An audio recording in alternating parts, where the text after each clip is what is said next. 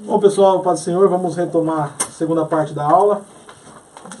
Tomar um cafezinho, né? Já estão todo mundo aqui esperto para não dormir. Se é muito rápido, vocês avisem, hein? Da primeira parte, alguém tem alguma questão, alguma coisa que ficou em dúvida, algo que tenha a acrescentar, algum comentário? Tá tudo em ordem? Podemos tocar o barco?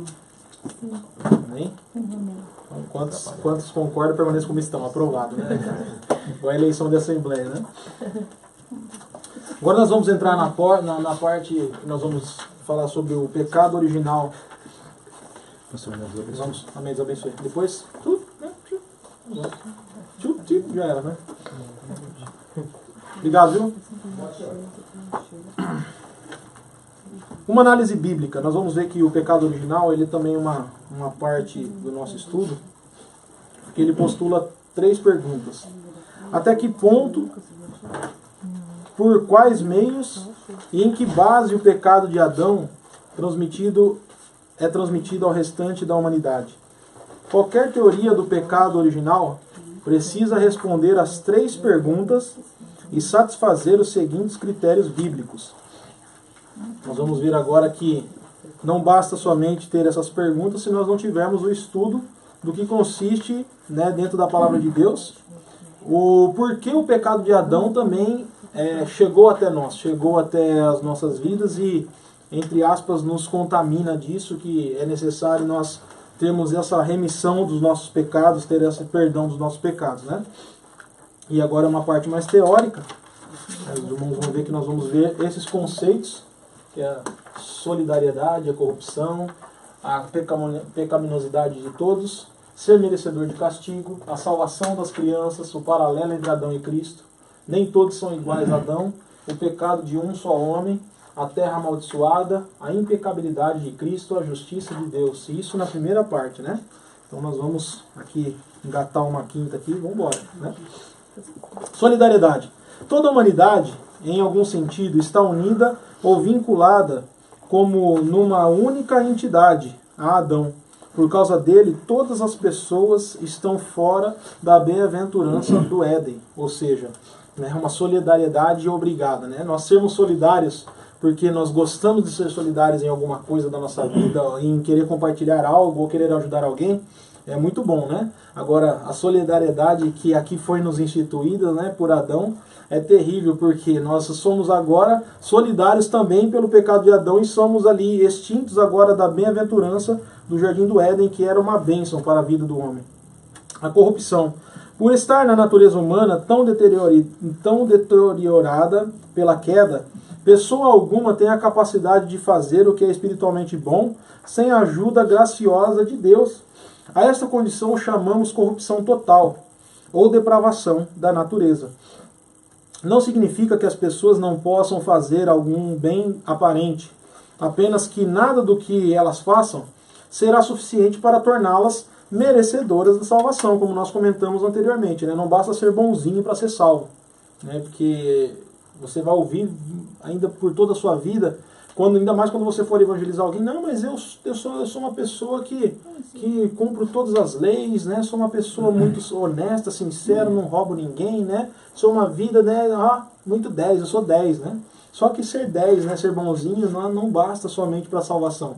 Né? Você ouve direto isso, né? As pessoas dizendo, ai, morreu, foi morar no céu, né? Dá até uma dó, né? Que pessoa enganada, né? Você vê aquela pessoa nada a ver, tem aquele artista que você olha pra ele, na cara dele você vê o capeta, né? Aí quando morre, ai, mas o céu ganhou agora uma florzinha, né? Ganhou uma estrela. Uma estrela, né? E infelizmente, né, são enganados, né? Porque eles não têm a sabedoria, né, de abrir a cabeça deles para que eles saibam a realidade, né? Que a palavra de Deus é que abre a vista da pessoa, é que abre o entendimento para a verdade, né? Que Jesus é a verdade. E esse ensino não é exclusivamente calvinista. Até mesmo Armínio, mas não todos os seus seguidores, escreveu o livre-arbítrio do homem em favor do verdadeiro bem, na condição de preso, destruído e perdido, não tem nenhuma capacidade a não ser aquela despertada pela graça divina. A intenção de Armínio, assim como depois a de Wesley, não era manter a liberdade humana a despeito da queda, mas asseverar que a graça divina era maior até mesmo que a destruição provocada pela queda. Ou seja, se o homem foi ali agora incumbido o pecado na sua vida, por causa da queda de Adão, agora a graça divina é muito mais, né? Por isso que no início do nosso estudo aqui de hoje, nós falamos que a sobrepujante graça e glória de Deus, né? Porque ela é capaz de apagar todo o pecado, e Deus, sabia que Deus não gosta nem de falar sobre o seu pecado antigo, Deus não gosta nem de falar sobre isso, né? Porque eu ouvi um pregador dizendo sobre isso, que foi muito interessante e muito me edificou. Que você vai pedir perdão para Deus sobre o seu pecado, alguma coisa que você pecou, naquele momento ele lança no mar de esquecimento. Se no outro dia você chegar para ele e falar assim, olha Deus, aquele pecado, o senhor lembra que nós conversamos? O que você está falando? O que você está falando? Deus já não se lembra mais do seu pecado. Né? Então esse é o nosso Deus, né? E essa é a graça de Deus que alcança as nossas vidas e perdoa os nossos pecados. Vamos para a pecaminosidade de todos. Romanos 5,12 declara que todos pecaram. Romanos 5,18 diz que mediante um só pecado todos foram condenados. O que subentende que todos pecaram. Romanos 5,19 diz que mediante o pecado de um só homem todos foram feitos pecadores. Textos que falam da pecaminosidade universal não fazem exceções à infância. Crianças pecáveis seriam salvas sem Cristo, mas isto é antibíblico. Ser merecedor de castigo também indica o pecado. Né? Nós sabemos que se você é merecedor de castigo, se todos aqueles que nasceram, mesmo que, eu costumo dar esse exemplo, porque às vezes é difícil você explicar para os jovens, né? Porque os jovens, às vezes, quando você vai pregar, eles querem exemplos práticos, que não adianta você mostrar sua teoria para eles, eles querem entender. Eu costumo dar exemplo, né? Imagine que você tivesse nascido numa ilha e não tivesse contato com ninguém. Né? Ainda assim, você precisaria de salvação, porque você já nasce no pecado, você já nasce com o pecado na sua vida. Então é o quê? É uma maldição? Sim, é uma maldição. O pecado amaldiçoou o homem, uma maldição que entrou na humanidade e que só é quebrada no momento em que se aceita a Jesus. E toda maldição ela é quebrada. E agora nós estamos vivendo uma nova vida com Cristo. Ser merecedor de castigo. Todas as pessoas, até mesmo as crianças pequenas, estão sujeitas ao castigo. Filhos da ira. É um semitismo que indica o castigo divino.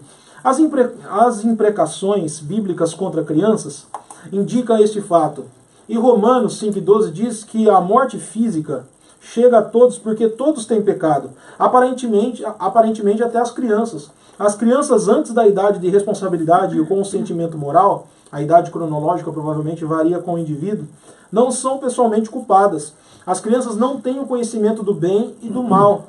Declara que Paulo vivia até a chegada da lei mosaica, a qual fez reviver o pecado que o enganou e matou espiritualmente. Então a criança não é que ela está isenta do pecado, por isso se Jesus voltar hoje ela sobe. É porque ainda ela não teve oportunidade, né, de confessar o seu pecado diante de Deus e pedir ali que o Senhor seja o Senhor realmente da sua vida. Né? Então por isso que nós não batizamos crianças, a Assembleia de Deus não batiza criança. A Assembleia de Deus apresenta crianças assim como Jesus foi apresentado no templo. Né? Jesus não foi batizado quando criança. Né? Jesus foi apresentado. Porque se você chegar para uma criança recém-nascida e perguntar, olha, você crê que Jesus é seu único e suficiente Salvador? Ele vai ficar olhando para sua cara. Né? Não vai ter atitude nenhuma. Por quê? Porque ela ainda não tem a racionalidade de entender o que é o bem e o que é o mal. Porém, ela já nasce no pecado, ela já nasce contaminada pelo pecado. E ao chegar à fase da consciência, é necessário que essa então venha a arrepender-se e também conhecer que Jesus é o Senhor da sua vida, passando pelo batismo nas águas. Amém? Então tem pessoas que às vezes você vê aqueles marmanjos com 18 anos, ele batizou, não batizei ainda não, tá esperando o quê? Esperando dar um tempo, né, que eu sou jovem ainda, tal, não quero um compromisso. Que isso? Misericórdia, né? A pessoa falar com a própria boca que não quer ter um compromisso mais sério, né? Imagina o que Deus deve pensar de uma atitude dessa, né? Eu já ouvi muito isso, não é uma nem duas vezes não. Já ouvi muito. Para mim o batismo é uma coisa muito séria. Quando eu me batizar, vai ser para ser crente mesmo. Misericórdia, né? Então, não perde tempo não. Não perde tempo não. Infelizmente eu já ouvi muito isso, né? Não foi poucas vezes não. Né? Você vê aqueles marmanjos, né? E aí, tal, você vai ver, você não toma ceia não? Eu não sou batizado. Eu falei, o quê? Não é batizado ainda, né? Por quê? O que depende para você confessar publicamente que Jesus é o Senhor da sua vida?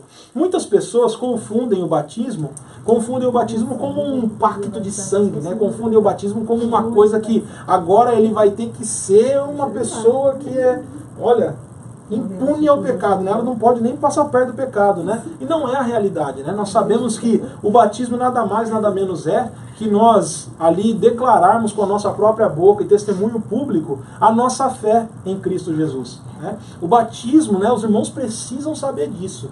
O batismo ele não traz a salvação.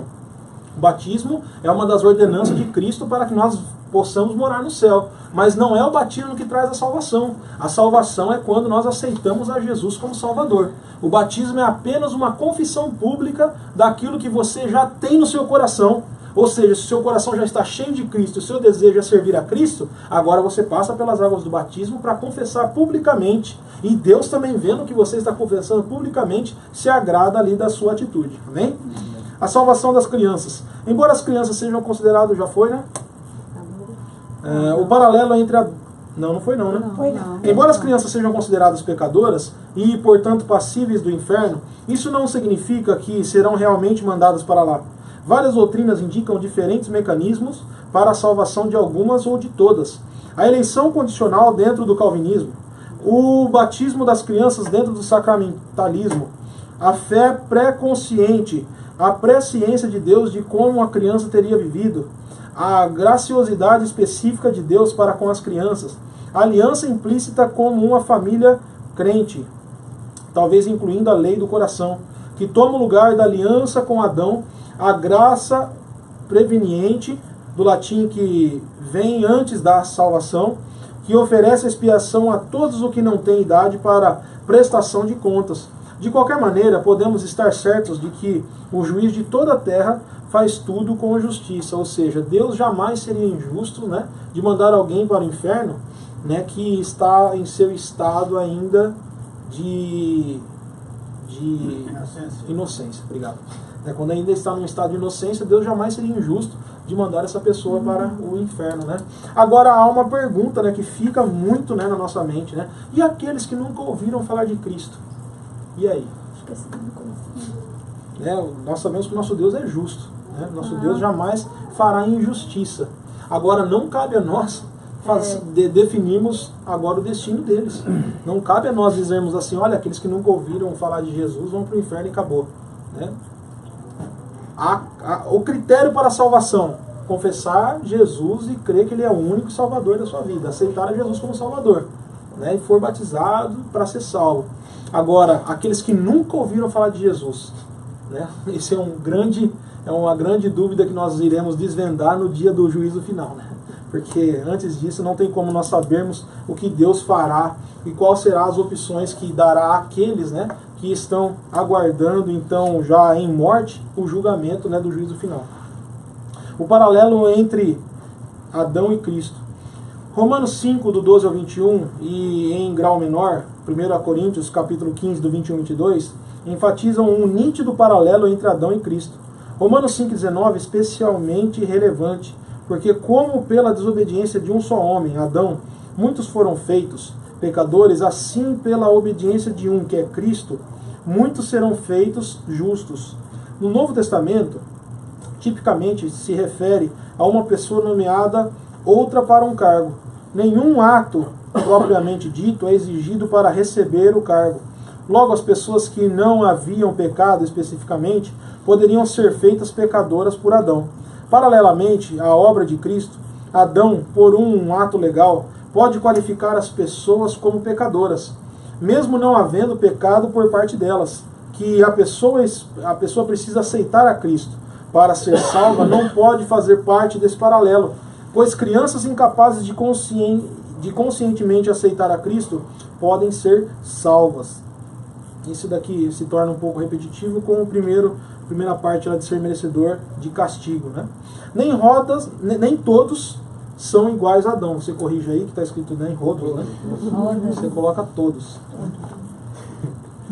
Tem aquela falha nossa, né? Então? A diferença é Pouquinha, quase nada, né? Um é para puxar água, o outro é o geral. Nem rodos, né? Vai ficar meio estranho, né? Agora sim, né? Nem todos são iguais a Adão.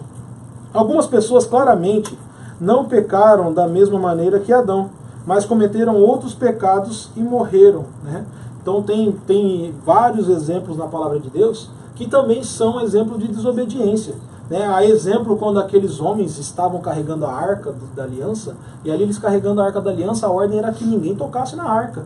Veja que a intenção deles não era má. A intenção deles era o quê? Proteger a arca. Por quê? Porque a arca ia cair, e quando eles colocaram a mão, ali foram fulminados. Veja que, mas aí Deus foi injusto, né? Mas veja que primeiro tem a ordem de Deus. E quando uma ordem é descumprida, quando uma ordem é desobedecida, Deus não muda a sua palavra. Não é como o homem que rapidinho muda a sua palavra de sim para não, muda a sua palavra de não para sim, né, e está sempre mudando a sua palavra, né? Porque o homem, ele muda a sua palavra e muda as suas promessas, muda ali os seus juramentos a todo tempo, porque o homem é muito falho. Né? Nós temos um exemplo muito claro disso no sacrifício que Abraão ia oferecer a Deus. Né? Deus falou assim, olha, você coloca duas partes, porque no meio do sacrifício eu vou passar no meio e ali nós vamos selar esse sacrifício. E Abraão falou assim, então tá bom, vamos fazer isso e vai dar certo. E Abraão foi lá, ofereceu sacrifício com toda boa vontade. E o que aconteceu? Cochilou. No que ele cochilou, as aves veio e começaram, né, a comer o sacrifício. Mas Deus fez a parte dele. Deus foi lá, passou no meio para falar o quê? Olha, ainda que o homem não cumpra a sua palavra comigo, eu cumpro a minha palavra. Né? Por mais que vocês sejam falhos, Deus sempre vai cumprir a palavra dele. Porque Deus não muda a sua palavra. Então uma ordem de Deus que é dada, ele não vai mudar. Ele não muda a sua ideia. Amém? O pecado de um só homem. Em Romanos 5,12, Paulo declara repetidas vezes que o pecado de um só homem trouxe condenação e morte a todas as pessoas. A terra amaldiçoada. Alguma base precisa ser edificada para a maldição lançada por Deus à terra. A impecabilidade de Cristo. É necessário reconhecer que Cristo possuía a natureza humana completa, mas totalmente protegida do pecado. A justiça de Deus. A justiça de Deus que permitiu ao pecado de Adão passar a outras pessoas precisa ser preservada. E o que é interessante de tudo isso é que Cristo era 100% homem e 100% Deus. E sendo 100% homem, isso provaria o quê? Que ele teria as mesmas paixões que o homem tem, teria os mesmos desejos que o homem tem, passaria pelos mesmos problemas que o homem passa, por tudo aquilo que você sente nessa terra, todos os seus sentidos, as suas necessidades fisiológicas, fome, sede, sono, né, tristeza, amargura, alegria, felicidade, desejo, tudo aquilo que o homem sente, Jesus estava sujeito também. Mas ele conseguiu vencer todas as paixões desse mundo, conseguiu vencer todos aqueles problemas que são contidos na carne. Para quê? Para que ele mostrasse que é possível ser homem e ir morar no céu. É possível ser homem, vencer o mundo e um dia ir morar no céu. Por quê? Porque quando Cristo, né, e eu costumo pregar essa parte quando eu vou pregar sobre o Apocalipse, eu gosto muito do Apocalipse. Porque o Apocalipse nos fala de coisas que ainda virão. E quando nos fala de coisas que ainda virão, né, nós nos tornamos atraídos por isso. Né? É como você dizer assim para alguém, olha, eu vou te dar um presente. Essa pessoa vai ficar toda animada para que esse presente chegue logo. Né? Nós também estamos muito animados e empolgados para que um dia nós cheguemos na Jerusalém Celestial. Né? E Jesus, os 40 dias que ele ficou aqui na terra após ser ressuscitado, né, ele estava com o seu corpo, e estava com o seu corpo ressuscitado. Jesus não estava com o seu corpo ainda, que foi o corpo que João viu na ilha de Patmos. Jesus ainda não estava daquela forma que João viu, que quando viu, caiu em terra, de tanto espanto, porque Jesus, quando João viu ele na ilha de Patmos, ele viu um Jesus totalmente diferente daquele que viveu aqui nessa terra. Porque Jesus, ele ficou aqui na terra com seu corpo ressuscitado por 40 dias. Só que quando ele chegou no céu, aí o Salmo de número 24, eu creio, se não me falha melhor a minha memória, diz assim, olha, levantai, ó porta, as vossas cabeças, que entrará o Rei da Glória. Agora sim Jesus estava entrando no céu. E agora estava mostrando o quê? Que o seu corpo que estava aqui nessa terra, ele levou um corpo de homem, um corpo que estava aqui nessa terra, não era um corpo espiritual, porque ele deu as mãos para que os discípulos o tocassem.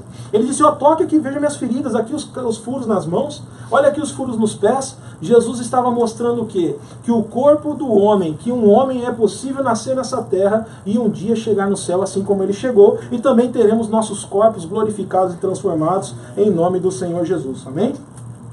O pecado original, em uma análise teológica agora. Nós fizemos uma análise bíblica e agora nós vamos fazer uma análise teológica. Muitas tentativas foram feitas para construir um modelo ou teoria teológica que encaixasse aqui no finalzinho da página 20. Um pouquinho antes aqui, ó. Nós já vamos chegar aqui agora. Estou lendo só esse finalzinho e aí já vai virar a página, tá? Muitas tentativas foram feitas para construir um modelo ou teoria teológica que encaixasse nesses parâmetros complexos. Algumas das teorias mais relevantes são consideradas aqui. Conceitos judaicos. 3 correntes principais são identificadas no judaísmo.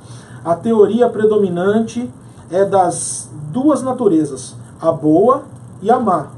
Os rabinos debatiam sobre a idade em que esses impulsos se manifestam, e se o impulso mau é realmente iniquidade ou apenas um instinto natural. Seja como for, os maus são controlados pelo impulso mau, ao passo que os bons o controlam. A segunda teoria diz respeito aos vigilantes, anjos cujo dever era fiscalizar a humanidade, mas que acabaram pecando com as mulheres. Finalmente, há conceito de pecado original que antecipam o cristianismo. Mais dramaticamente, o Midrash explica, por analogia, a morte do justo Moisés. Uma criança pergunta ao rei por que ela está na prisão. O soberano responde que é por causa do pecado da mãe dela. Semelhantemente, Moisés morreu por causa do primeiro homem que trouxe a morte ao mundo. Resumindo, o pecado original não é uma inovação paulina, pelo contrário, Paulo, inspirado pelo Espírito Santo, desenvolveu-o de conformidade com a revelação progressiva. Então, há uma grande confusão nos conceitos judaicos sobre isso. Porque os conceitos judaicos, alguns deles, né, alguns pensam de uma forma que aqueles que são maus já são ali, já inspirados ali pelos espíritos maus, e por isso eles pecam sem parar. E aqueles que são bons, controlam, também estão sujeitos a esses espíritos maus. Que até aí está tudo bem. Mas um problema é quando eles começam a entrar na questão dos anjos, em dizerem que os anjos eram responsáveis, então, por não nos deixar pecar. Onde seria o anjo responsável pela minha vida e pela sua vida. O anjo tem, assim, um papel fundamental na nossa vida de nos livrar, como a palavra do Senhor diz, né, que o anjo do Senhor acampa-se ao redor dos que o temem e os livra. Né? Nos livra do que? Nos livra muitas vezes de acidentes, 1000 cairão ao seu lado, 10.000 à tua direita, e tu não serás atingido. Se nós estivermos cobertos de oração e estivermos cobertos de uma vida no altar diante de Deus, sim, o Senhor Jesus nos livra das tentações, nos livra das ciladas, porque tudo que acontece é permissão de Deus, amém? Ninguém discorda disso, né?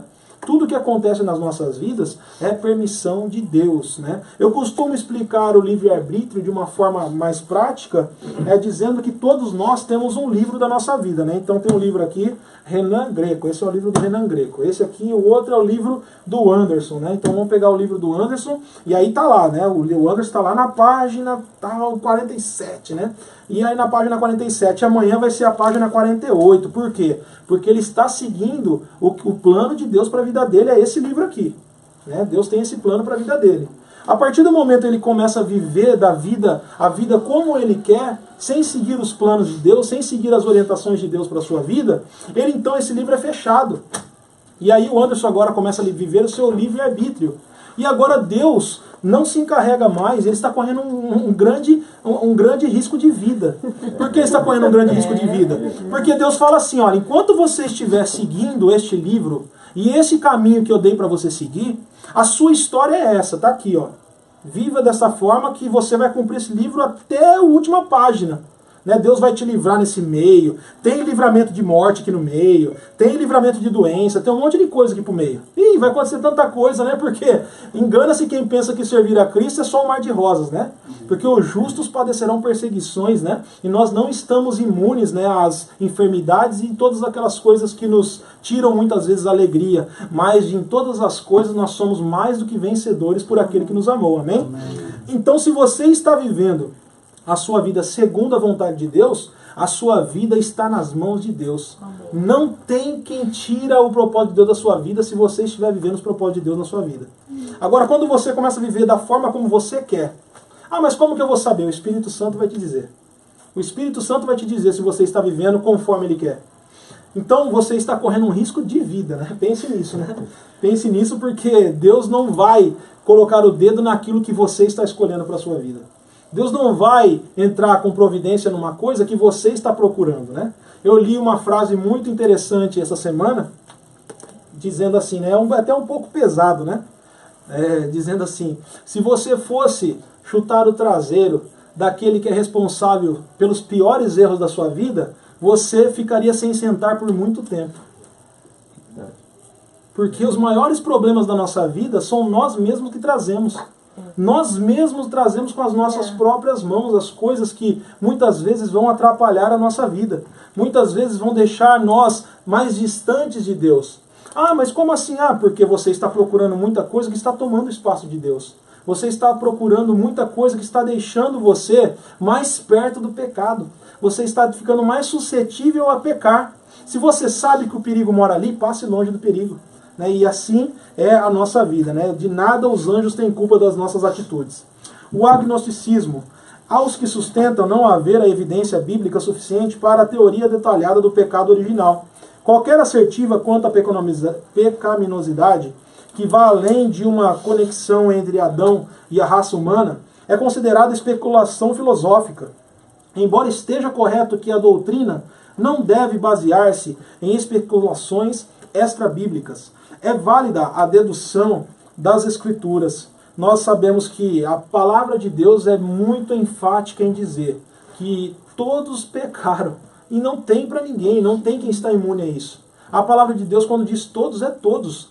Todos que já nasceram e todos que vão nascer ainda.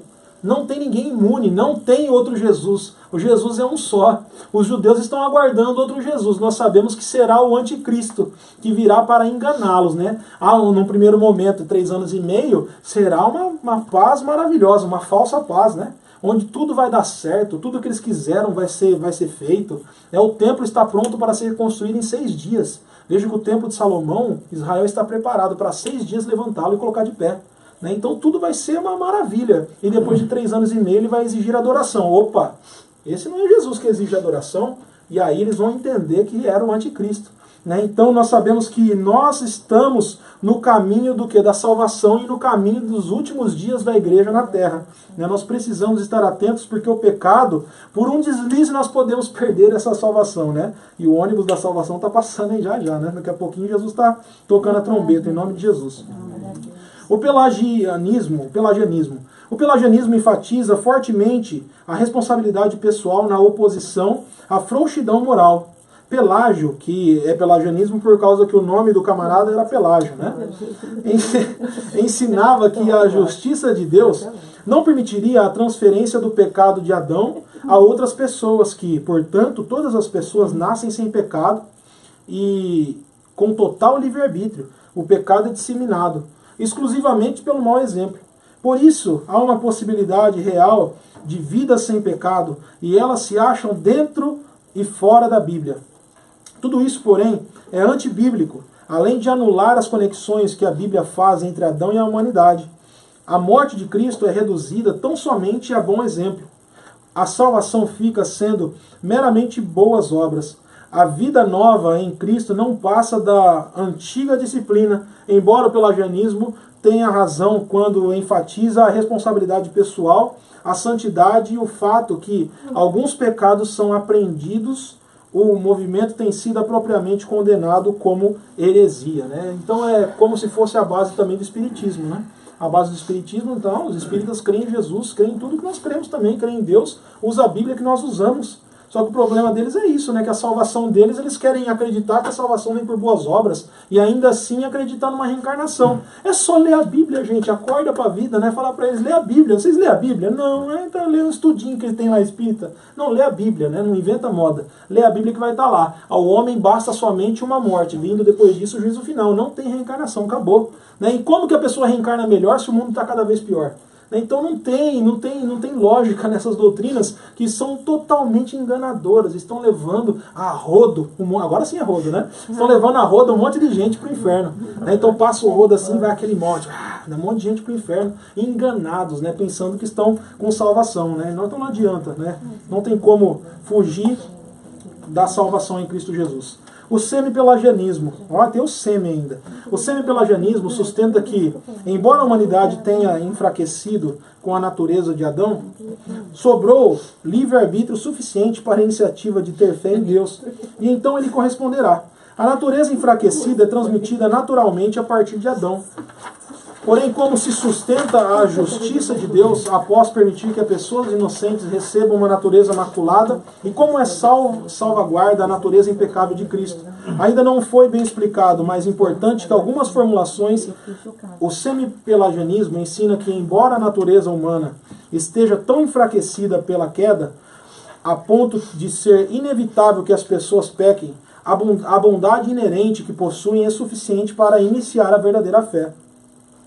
A transmissão natural ou genética. Essa teoria sustenta que a transmissão da natureza corrupta se baseia na lei da herança. Toma por certo que as características espirituais são transmitidas da mesma forma que as naturais. Tais teorias mencionam usualmente a transmissão da natureza corrompida, mas não a da culpa. Mesmo assim, não parece haver base adequada para Deus infligir numa alma virtuosa uma natureza corrupta. Nem está claro como Cristo pode ter uma natureza plenamente humana e ao mesmo tempo livre do pecado. Então eles querem discordar da soberania de Deus e da soberania de Jesus que viveu como homem aqui nessa terra. Dizendo que Jesus, sendo homem, ele também seria ali um homem de pecado. Só que eles se esquecem que a obra que fez com que Jesus fosse gerado no ventre de Maria não foi obra de homem, foi obra do Espírito Santo.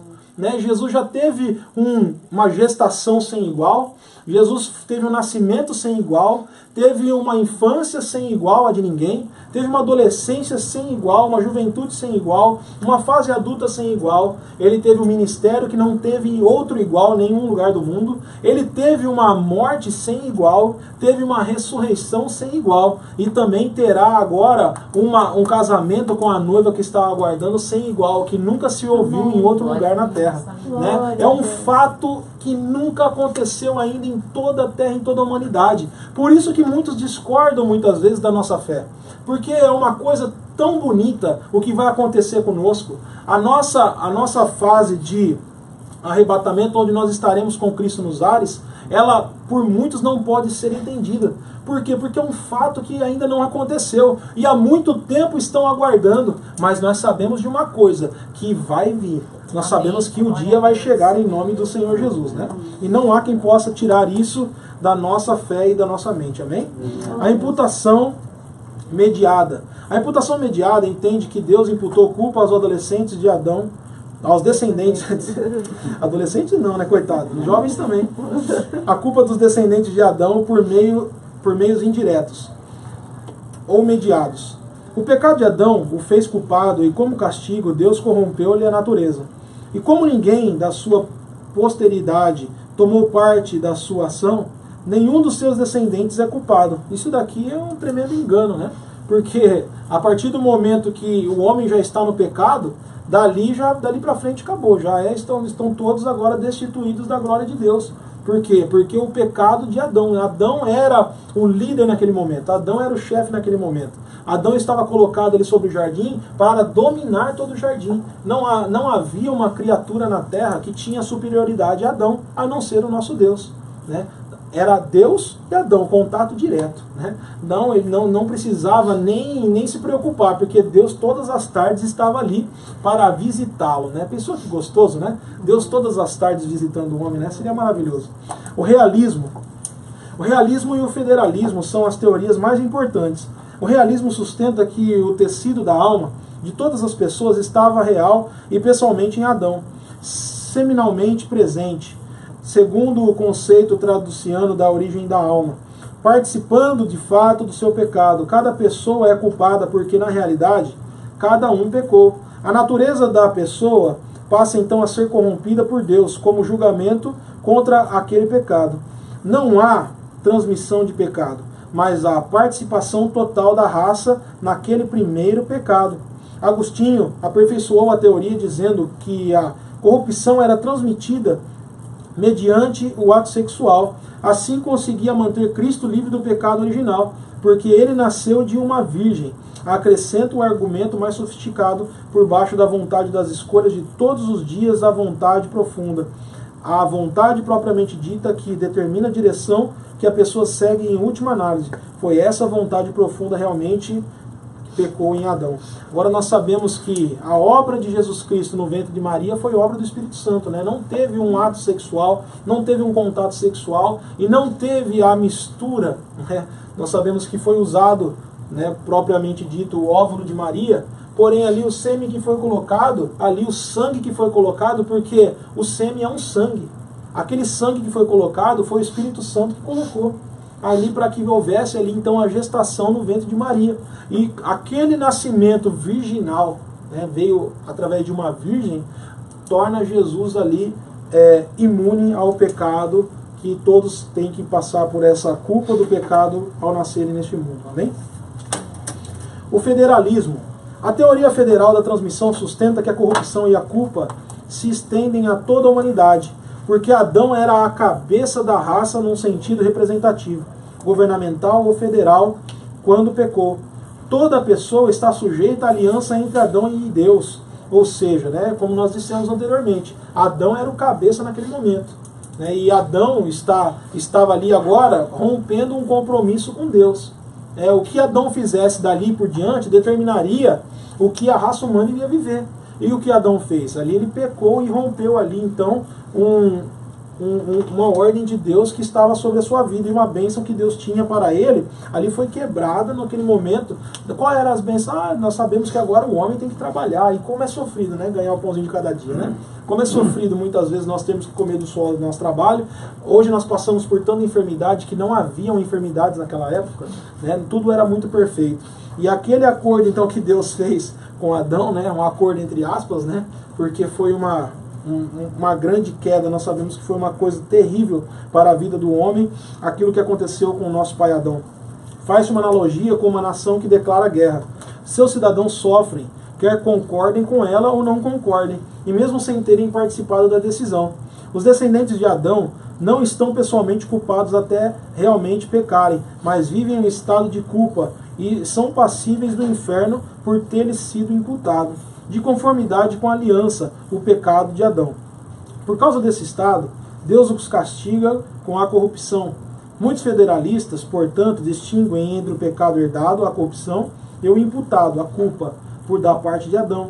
A maioria dos federalistas são criacionistas no tocante à origem da alma, mas o federalismo não é incompatível com o traducianismo. A aliança com Adão incluía a sua posição de dispenseiro da criação, a base perfeita para Deus amaldiçoar a terra. Cristo, como cabeça de uma nova aliança e de toda nova raça, está isento do julgamento da corrupção, sendo, portanto, impecável, né? O federalismo tem pontos fortes.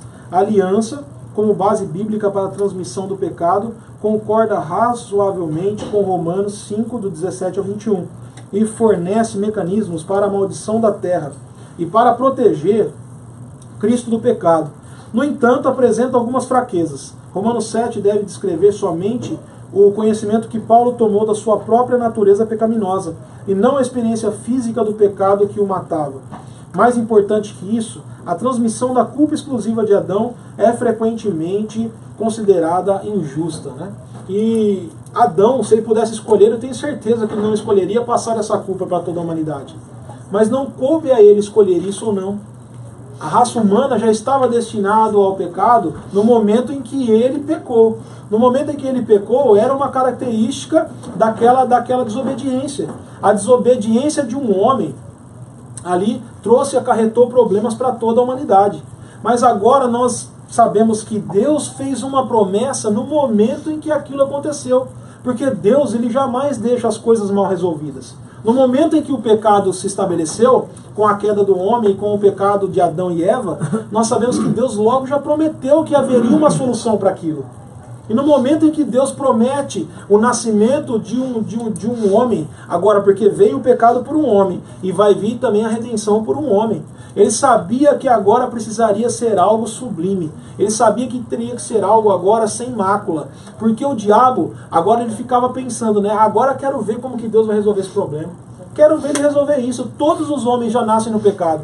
Todos os homens já estão no problema. E estando no problema, agora vocês imaginam como os homens estando no problema, como eles vão se libertar disso agora. Agora o diabo ficava pensando na sua mente, agora eu ganhei, acabou, já está na minha mão. Está resolvido esse problema. Ainda consegue cometer agora um homicídio. Ah, acabou, não tem mais jeito para o homem não. E Deus vai agora com seu plano de redenção, entrega o seu filho, e seu filho morre na cruz, com tantas tentativas do diabo de impedi-lo, né? Até Pedro foi usado pelo diabo. Olha, Jesus não permita que isso aconteça contigo. E Jesus falou o que para ele? Apartai de mim, Satanás, porque isso cabe que aconteça na minha vida, né? A Antonella já começa a falar em línguas hoje. Amém. Uma teoria integrada. Várias das teorias acima podem ser combinadas para formar uma abordagem integrada, resultando numa teoria que faz distinção entre a pessoa individual e a natureza pecaminosa da carne. Quando Adão pecou, separou-se de Deus, e isto produziu nele, como indivíduo, na sua natureza, a corrupção, inclusive a morte, pelo fato de ele comer toda a natureza genérica, ela toda ficou corrompida. A natureza genérica é transmitida naturalmente ao aspecto individual da pessoa, o próprio eu. A aliança adâmica é uma justa base dessa transmissão e também a maldição contra a terra. O eu não é corrompido nem culpado por causa da natureza genérica, mas a natureza genérica o impede de agradar a Deus. Ao chegar à idade da responsabilidade pessoal, o eu lutando contra a natureza ou corresponde à graça previamente de Deus na salvação, ou realmente peca ao desconsiderá-la, de modo que o mesmo eu fica separado de Deus, tornando-se culpado e corrupto. Deus continua estendendo a mão para o eu, mediante a graça preveniente, e o ele poderá aceitar a salvação. Então essa daqui nada mais, nada menos é a história da redenção. Quando chegamos à fase da consciência, nós então temos a decisão a tomar. Se nós vamos viver com Cristo, nos apartar do pecado, ou se nós vamos viver uma vida de pecado. Que muitos tomam essa segunda decisão sem saber que tem uma outra opção. Daí que mora o problema. Porque a pessoa está vivendo no pecado, está vivendo no engano, porque ainda não conhece a verdade. Mas no momento em que ela conhece a verdade, aí então ela se aparta do pecado. E ao momento em que a pessoa escolhe o outro lado, que é continuar pecando, Deus ainda continua com a graça, a porta da salvação continua aberta. Não é uma decisão que em muitos casos, em muitas religiões por aí, é possível se tomar uma vez só. Se você não quer agora, não tem mais. A salvação é maravilhosa porque nós estamos ainda no tempo da graça. Mas um dia essa porta vai se fechar. E muitos ainda vão chegar aqui nessa igreja quando nós já não estivermos mais aqui e vão procurar salvação e não haverá mais. Por quê? Porque a graça vai se findar. No momento em que Deus arrebatar a igreja e Deus ordenar a Jesus, vai lá, meu filho, agora busca a sua igreja, busca a sua noiva. No momento que isso acontecer, a graça, a porta da salvação será fechada. E agora terão que pagar a sua salvação com preço de sangue. Aquilo que por nós já foi pago, agora para aqueles que estiverem na grande tribulação, terão que pagar com a sua própria vida a sua salvação. Então, vamos subir no arrebatamento, que é muito melhor, viu, meus irmãos? Porque não pensa que vai ser fácil, não. Tem gente que pensa que vai ser colocar a cabeça na guilhotina, cortou a cabeça, acabou, Vai ser um sofrimento muito grande, para que a pessoa consiga a salvação com a sua própria vida, E muitos deles não conseguirão se manter de pé e até pecarão com isso. Embora as escrituras não afirmem...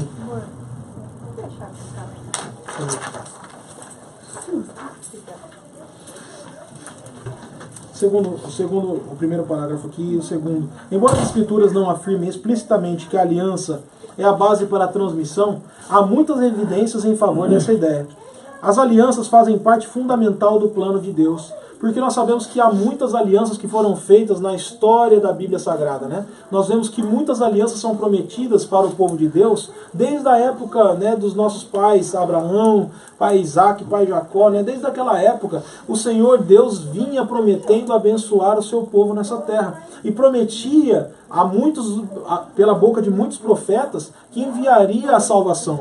E esse dia chegou. Nós sabemos que aquilo que o profeta Isaías havia prometido foi cumprido no nascimento de Jesus. Agora nós sabemos que ao ponto em que a profecia de Jesus ter nascido se cumpriu, tudo isso nos mostra que a palavra de Deus ela é fiel. Tudo isso nos mostra que a palavra de Deus ela não tem mácula. Que tudo aquilo que foi prometido na palavra de Deus vai se cumprir na íntegra. Tudo aquilo tem se cumprido. Nós vemos os sinais. Tudo aquilo que está mostrado na palavra de Deus está se cumprindo. Não falta mais nada para se cumprir. Nós somos a geração do arrebatamento.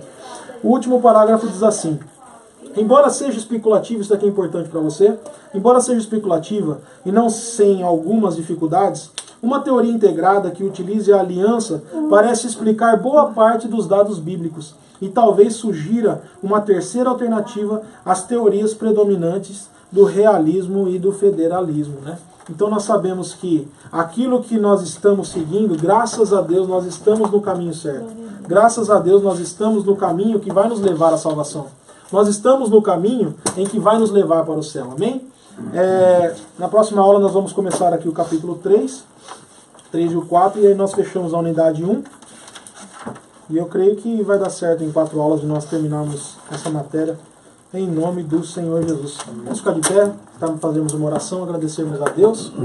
Agradeço a atenção dos irmãos, né? Desculpa se foi um pouco cansativo, mas essa aula é bem teórica mesmo, né? Bem corrida. Pois é. Vamos orar. Pai, nós te damos graças, ó Deus, pelos momentos que nós passamos aqui, Senhor, na tua presença, aprendendo da tua palavra. Meu Deus, ajuda-nos, ó Deus, a guardar a tua palavra no nosso coração para que nós não venhamos pecar contra ti, ó Deus. Nos ajuda, Senhor, a cada dia sermos crentes melhores, sermos pessoas mais fiéis a ti, Senhor, e a entendermos, Senhor, quais são os seus propósitos para as nossas vidas. Senhor, agora nos despeça em paz para os nossos lares, Senhor, guia-nos, Senhor, até os nossos lares e nos deixe, Senhor, vivermos contigo, Senhor, uma noite tranquila, Senhor, de descanso, Senhor. Nos dê, Senhor, sonhos celestiais, Senhor, que sejam para efeito de honra e glória do teu nome, Senhor, nas nossas vidas. É o que nós te pedimos e agradecemos em nome de Jesus. Amém. Deus abençoe os irmãos em nome de Jesus. Amém.